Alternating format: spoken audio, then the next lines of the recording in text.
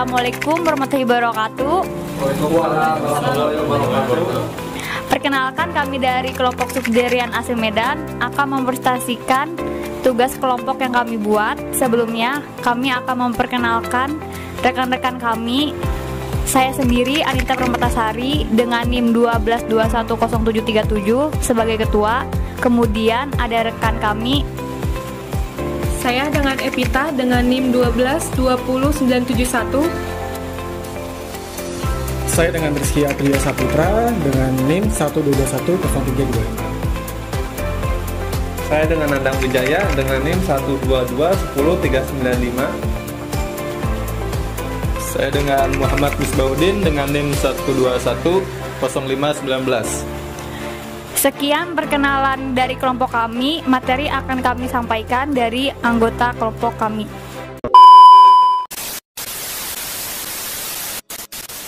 Latar belakang.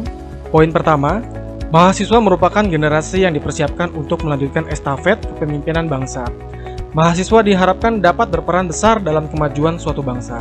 Setiap mahasiswa diberikan ilmu yang spesifik sesuai dengan jurusannya sebagai bekal untuk diri sendiri dan juga diharapkan dapat berkontribusi dalam kemajuan bangsa dan negara. Poin 2, melalui pendidikan diharapkan adanya pola pikir dari masa remaja menuju masa dewasa yang dapat dilihat dari perubahan gaya hidup dan perubahan sikap dalam kehidupan.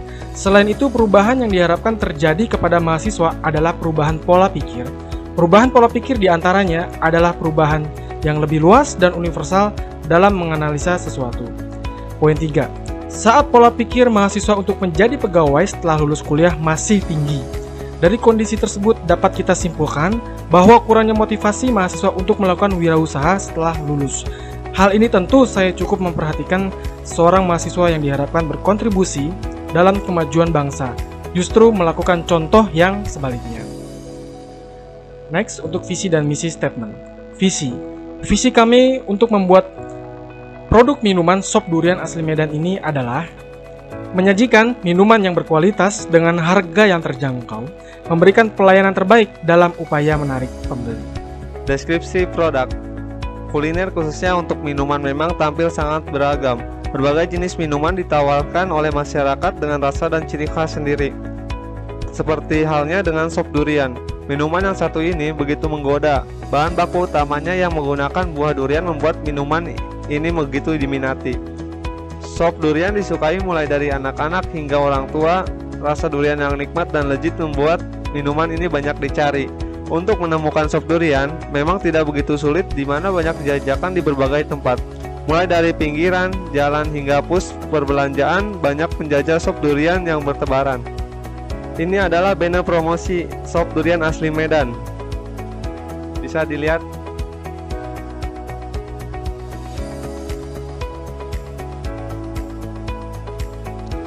Satu, organisasi struktur. Owner Rizky Apria Saputra, admin Anita Permatasari, bisnis marketing Evita Dewi, marketing quality M. Misbahuddin, produksi Nandang Wijaya.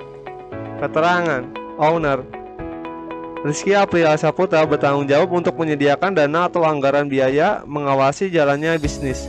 Bisnis marketing Evita Dewi bertanggung jawab untuk mengembangkan atau memasarkan produk. Admin Anita Permatasari bertanggung jawab untuk membuat laporan keuangan, memproses pemasaran. Quality M. Misbahuddin bertanggung jawab mengelola bahan-bahan yang akan dibuat terjamin baik dan bagus. Produksi Nandang Wijaya bertanggung jawab untuk membuat produk tersebut. Layout bisnis model kanvas ini adalah contoh dari layout bisnis model kanvas. Untuk penjelasannya di slide berikutnya.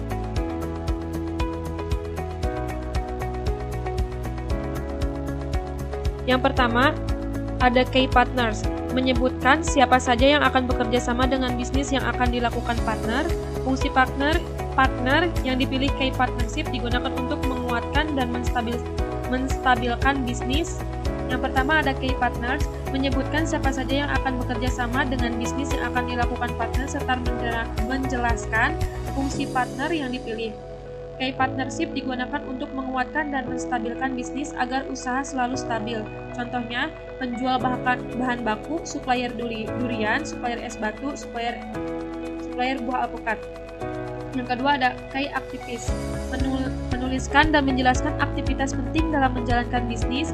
Key aktivis merupakan kegiatan-kegiatan yang menunjang keberhasilan perusahaan dalam menjalankan aktivitas bisnis. Contohnya, memberikan produk minuman yang berkualitas, memberikan pelayanan yang terbaik. Yang ketiga ada key resource, menyebutkan dan menjelaskan sumber daya yang penting yang dibutuhkan agar bisnis dapat berjalan. Key resource dapat berupa benda fisik, finansial, intelektual maupun manusia. Key resource dapat dipilih oleh perusahaan maupun kerjasama dengan key partners. Key resource dapat dikelompokkan menjadi satu, bahan baku dan alat-alat bahan baku yang digunakan dalam membuat produk yang ditawarkan. Contohnya, alat yang diperlukan kompor, panci, dan lain-lain. Ya, ada juga yang kedua, tenaga kerja, yaitu analisis sumber daya manusia yang digunakan dalam keberlangsungan proses produksi, distribusi, dan pemasaran. Yang keempat ada value proposition. Value proposition adalah nilai tambahan yang diberikan kepada para pelanggan, terdiri dari produk dan jasa yang dapat menambah nilai tambah kepada segmentasi yang spesifik bagi pelanggan. Value proposition terwujud dalam bentuk pemecahan masalah yang dihadapi atau terpenuhinya kebutuhan konsumen. Value proposition berisi kelebihan suatu produk atau jasa yang menjadikan alasan mengapa pelanggan lebih membeli produk atau jasa yang ditawarkan kepada produk atau jasa yang lain. Value proposition bersifat inovatif yang menawarkan hal yang baru ataupun modifikasi dari produk atau jasa yang sudah berada di pasaran. Contohnya, terbuat dari bahan-bahan alami atau buah segar yang relatif murah, cocok untuk semua kalangan. Yang kelima ada customer relationship, menjelaskan bagaimana perusahaan berkomunikasi atau berhubungan, membina hubungan, dan membangun loyalitas dengan konsumen. Customer relationship juga membantu konsumen dalam memperoleh produk atau jasa yang ditawarkan. Contohnya membuka stand di pameran dan lain-lain. Yang keenam ada channel. Channel termasuk semua entitas yang dapat digunakan untuk mengirimkan value proposition Anda kepada customer segment yang telah ditentukan, atau dengan kata lain, cara Anda bagaimana mengantarkan produk atau jasa kepada konsumen. Contohnya brosur, stand atau bazar, media sosial seperti Facebook, WhatsApp, dan Instagram. Yang ketujuh, ada customer segment, menjelaskan karakteristik segmentasi pasar yang akan menjadi target penjualan produk atau jasa. Segmentasi merupakan pengelompokan individu menjadi beberapa kelompok atau kategori yang memiliki ciri-ciri, perilaku, atau karakteristik yang relatif sama jika dibandingkan dengan yang lainnya. Customer segment berisi pihak yang menggunakan atau membeli barang, produk, atau jasa dari perusahaan yang dijalankan atau pihak yang berkontribusi dalam memberikan income kepada perusahaan. Hal ini akan mempermudah dalam melakukan analisis lebih lanjut guna menentukan segmen pasar yang tepat. Contohnya seperti customer segment dari stok durian mahasiswa, para orang tua, anak-anak, sampai remaja. Yang kedelapan ada cost structure, menuliskan dan menjelaskan hal apa saja yang menjadi biaya atau beban utama bagi perusahaan. Selain itu, cost structure berisi semua rincian biaya yang muncul atau dikeluarkan untuk menjalankan model bisnis ini. Contohnya bahan baku atau biaya operasional. Yang kesembilan ada revenue stream. Revenue stream menggambarkan bagaimana perusahaan akan mendapatkan pemasukan dari segmen pasar yang telah ditetapkan, seberapa banyak saluran pendapatan yang bisa dimanfaatkan, dan bagaimana mekanisme pendapatan tercipta. Contohnya penjualan produk stok durian asli Medan. Financial plan. Ada biaya tetap dan ada biaya variabel. Biaya tetap meliputi listrik, brosur, ek banner, dan sewa tempat dengan jumlah biaya 2.730.000. Ada biaya variabel meliputi bahan baku seperti durian kupas, alpukat, susu kental manis, sirup marjan, cendol, es kristal, dan nata de coco dengan jumlah biaya 825. Business execution budget, yaitu biaya awal persiapan dan media promosi dengan biaya sekitar Rp1.500.000.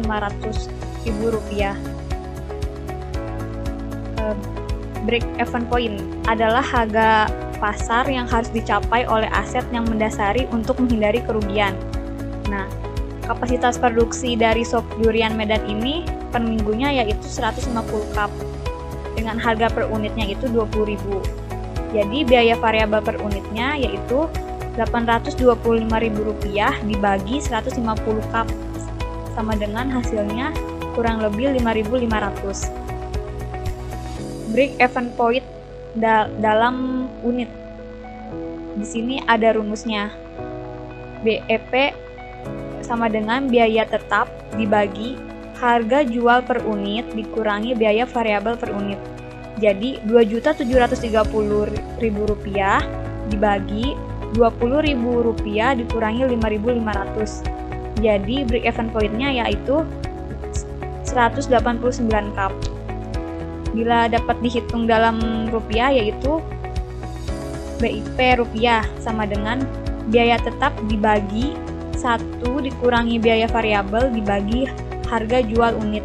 Jadi Rp2.730.000 dibagi Rp20.000 dikurangi 5.500 dibagi 20.000 yaitu sekitar Rp3.800.000. Profit revenue sharing, perhitungan rugi laba, yaitu ada rumusnya. Harga pokok penjualan dikali jumlah produk yang dihasilkan dikurangi modal. Jadi harga pokok penjualan sop durian itu 20.000 dikali jumlah produk yang dihasilkan per minggu itu 150 cup dikurangi modal per minggu Rp825.000. Jadi jumlahnya 3 juta dikurangi Rp825.000 yaitu Rp2.175.000 sebagai laba per 1 minggu. Keuntungan HPP, harga pokok ditambah laba yang diinginkan. Jadi harga pokoknya yaitu 5.500 ditambah 14.500 sama dengan 20.000.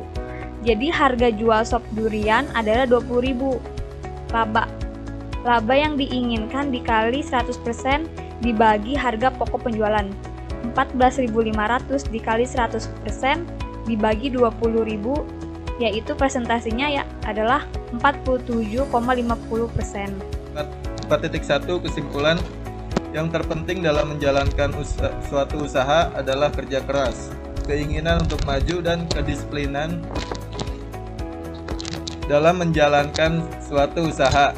Usaha sop durian asli Medan ini dapat dijadikan kerja sampingan yang menguntungkan, ataupun usaha yang dijadikan untuk penghasilan utama yang menjanjikan. Poin berikutnya ada di saran. Agar pelaksanaan usaha dapat berjalan dengan lancar, maka kami mempunyai beberapa saran, antara lain: nomor 1, percaya dan yakin bahwa usaha bisa dilaksanakan. Nomor 2, pandai berkomunikasi. Nomor 3, mempunyai etos kerja yang tinggi. Nomor 4, mau mendengarkan titik dan saran dari orang lain. Nomor 5, tidak mudah putus asa. Nomor 6, mengutamakan kepuasan pelanggan. Dan nomor 7, disiplin, bertanggung jawab, kreatif, dan inovatif. Sekian presentasi yang kami sudah sampaikan. Semoga hasil dari presentasi kami dapat memberikan manfaat untuk teman-teman sebagai peluang usaha yang sedang direncanakan. Mohon maaf sebelumnya bila ada yang kurang tepat. Diakhiri dengan kata wassalamualaikum warahmatullahi wabarakatuh. Terima kasih.